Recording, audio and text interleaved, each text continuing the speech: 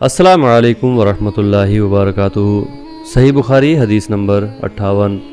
جس دن مغیرہ بن شعبہ حاکم کوفہ کا انتقال ہوا تو زریر بن عبداللہ رضی اللہ تعالی عنہ خطبے کے لیے کھڑے ہوئے اور اللہ کی تعریف اور خوبی بیان کی اور کہا، تم کو اکیلے اللہ کا ڈر رہنا چاہیے، اس کا کوئی شریک نہیں، اور صبر اور اطمینان سے رہنا چاہیے اس وقت تک کہ کوئی دوسرا حاکم تمہارے اوپر آئے، اور وہ بھی آنے والا ہے۔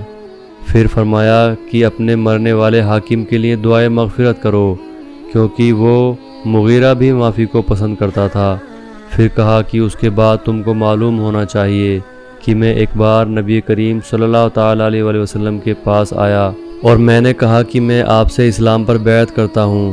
آپ صلی اللہ تعالیٰ علیہ وسلم نے مجھ سے ہر مسلمان کی خیر چاہنے کے لیے شرط کی، اس لیے میں نے اس شرط پر آپ سے بیعت کر لی، اس لیے اس مسجد کے رب کی قسم میں تمہارا خیر خواہ ہوں۔